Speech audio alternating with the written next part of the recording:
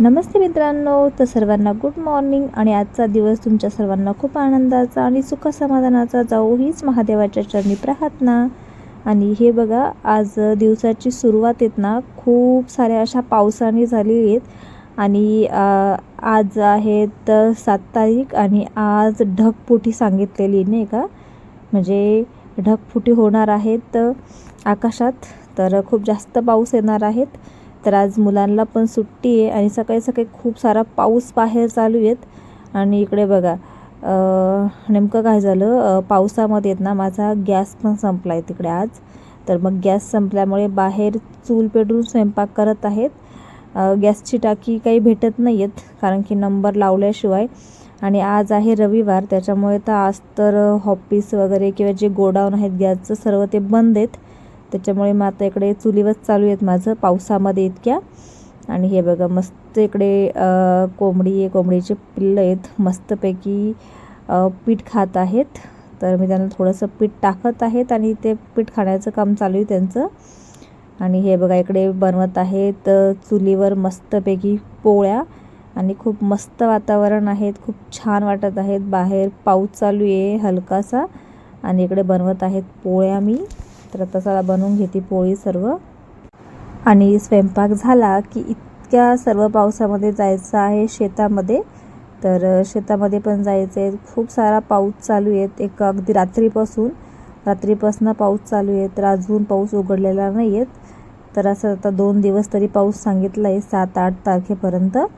तर त्याच्यामुळे मग शेताकडे एक चक्कर मारायला जायचं आहे. कारण की आत्ता पूर्ण शेतामध्ये पाणी साचलं असेल किंवा शेताची नदी बनली असेल. तर बघू आपण शेताची काय हाल आहेत. जाऊयात थोड्या वेळानं, माझं इथं सर्व काम आवरल्यावर. आणि अजून गाईंना चारा पण द्यायचा आहे आणि नंतर शेतामध्ये जाणार आहेत. तर जेवण वगैरे तिकडनं आल्यावर करू.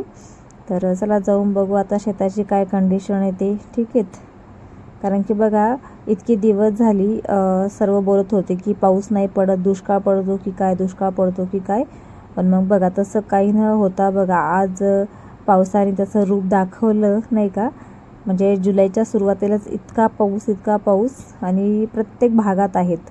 असं नाही की आमच्या नाशिक भागातच, प्रत्येक भागात खूप सारा पाऊस पडत आहेत. तर चला मग आता जाऊया थोड्या वेळानं शेतामध्ये. आता झटपट अशा पोळ्या बनवून घेते मी.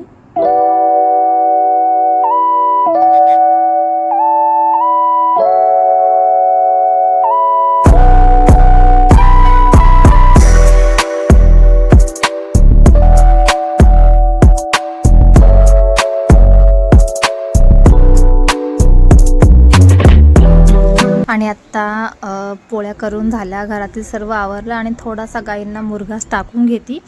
तर हे बघा, मी इकडे पावसाळ्यासाठी ना जास्त चारा तोडण्याचा त्रास होऊ नये म्हणून असे मुरघासाच्या बॅग्स भरून ठेवलेले आहे. भरपूर साऱ्या बॅग्स आहे इथे, एक 11-12 बॅग्स भरलेले आहे मी.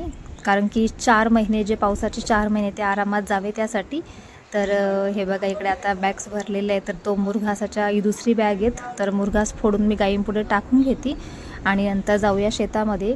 कारण की पावसाळ्याची इतकी धावपळ होते ना चारा तोडायला, आणि ओला चारा तर गाई खाती नाही. त्याच्यामुळे मग असा जो मुरघास आहेत ना, मकाचा मुरघास खातात गाई.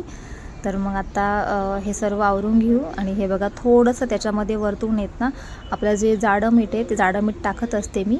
कारण की टाकायचं, तुमच्याकडे जर गाई असेल तर तुम्ही त्यांना मीठ गूळ हे देत जा. आणि सर्व आवरल्यानंतर फायनली आलो आहोत शेतामध्ये. पण शेताची कंडिशन बघा, वरतून पाऊस चालू आहे. थोडासा कमी झाला होता म्हणून शेताकडे चक्करला गेलो आणि पाऊस कमी झाला आहे थोडासा. पण मग पाणी बघा, इतकं सर्व पाणी साचले शेतामध्ये ना, खूप सारं. आणि हे बघा, इकडे माझ्या शेताची अवस्था बघा कशी बिकट झाली आहेत ना. तर ह्या शेतामध्ये तुम्ही मागचे व्हिडिओ माझे बघितले असेल, तर ह्या शेतामध्ये मी टाकला आहे तांदूळ का 2 हप्त्यामध्ये. म्हणजे एक पहिले टाकला आणि त्याच्यानंतर एक 15 दिवसांना दुसरा पण टाकला होता. तर बघा, तांदूळक्याची हालत बघा कशी आहे पूर्ण. म्हणजे तांदूळक्याची भाजी, तर पूर्ण ही जी भाजी आहेत ना तांदूळक्याची, पूर्ण मी सांगते पावसामध्ये दिसतच नाही आहेत. पूर्ण शेत पावसाने झाकलं गेले आहेत. आणि पाणी बघा, किती सर्व पाणी आहेत ना, खूप जास्त पाणी आहेत. तर आता थोडं थोडं पाणी म्हटलं थोडं थोडं ओपन करून द्यावं नाही का, जे वाफे आहेत ना तांदूळक्याचे त्याच्यामध्ये थोडंसं फोडून द्यावं जेणेकरून पाणी खाली निघून जाईल. तर हे बघा असं माहीत पण नव्हतं नाही की, कारण की 2 दिवसापूर्वी बघा इतकं ऊन होतं, इतकं कडक ऊन होतं ना की पाऊस पडणार असं वाटतच नव्हतं आणि दुष्काळ पडणार आहे की काय असं म्हणत होते नाही का. तर बघा किती पाऊस पूर्ण दुसऱ्यांच्या शेतामधले जे उंच शेत त्यांच्या शेतामधलं पाणी सर्व आमच्या शेतामध्ये येतं आहे. आणि मग आता बघा तेच म्हटलं एका साईडला काढून देऊयात जेणेकरून भाजीमधलं पाणी जर गेलं तर भाजी चांगली राहील. जर पाणी साचून जर राहिलं असंच तर भाजी मग गेली नाही का पूर्ण सडून जाईल, म्हणजे तिचा काही उपयोग होणारच नाही. कारण की चांगली भाजी असेल तरच घेतील, नाहीतर घेणार नाही. आणि असा जर पाऊस कंटिन्यू अजून 4-5 दिवस जर चाला ना तर ह्या भाजीचं काही खरं नाही, ही गेल्यातच जमा आहेत. पण मग तरी पण एक शेतकऱ्याचं कर्तव्य असतं, कारण की शेतकरी बघा इतकं महागाचं बी आणतो, त्याला खत वगैरे टाकतो, मेहनत करतो, मेहनतीची तो गिनती करतच नाही शेतकरी. पण जे बी वगैरे आहे किंवा जे खतं आहेत तेच मोजतो. कारण की शेतकरी काय शेती आहे तर मेहनत करणं त्याचं कर्तव्य आहे, त्याला कष्ट करायला काहीच वाटत नाही. पण मग प्लस हे दुसरं पण जर नुकसान बघितलं तर खूपच म्हणजे बिकट आहेत. पण निसर्ग आहेत, कारण की निसर्गापुढे पण काही करता येत नाही कोणालाच नाही का. तर नमस्ते मित्रांनो, तर हे बघा पावसामध्ये आलो आहोत शेतामध्ये चक्करला. आणि इतका पाऊस चालू आहे, म्हणजे आता थोडंसं उघडलं आहे पण सकाळपासून रात्रभर खूप पाऊस चालू होता. आणि तुम्हाला माहीत असेल आज ढगफुटी सांगितलेली आहे, तर खरंच रात्रभर खूपच पाऊस झाला. म्हणजे बघा त्याची काय अवस्था झाली आहे, खूप तिकडे दाखवलं हे बघा तिकडे पूर्ण शेतामध्ये पाणी साचलेले, पाणी झालेले, पूर्ण शेत पाण्याखाली म्हणजे झाकून गेले, शेत कुठे दिसत नाही. आणि हे बघा किती पाणी आहे, सरं पाणी चाललं आहे. तर पावसाळा आहे पण असा पावसाळा कधी बघितला नाही. आणि माझ्या तांदूळक्याची हालत बघा, तांदूळक्यामध्ये किती पाणी साचले बघा, छोट्या तांदूळक्यामध्ये मोठ्या तांदूळक्यामध्ये खूपच सारं पाणी साचले. आणि मी बोलली होती आता 8-1 दिवसामध्ये तांदूळका काढायला येईल, पण पाऊसच इतका आहे, आता माहीत नाही ह्या पावसाने तो राहतो की खराब होऊन जातो. तर आता ठीक आहे, चला बघूयात. निसर्गापुढे काही चालत नाही, कोणाचं माणूससुद्धा काही करू शकत नाही, निसर्ग शेवटतो. तर शेतकरी 8 दिवसापूर्वी पाण्याची वाट बघत होता, तर पाऊस पडत नव्हता. अक्षरशः असं वाटायचं की दुष्काळ पडतो की काय.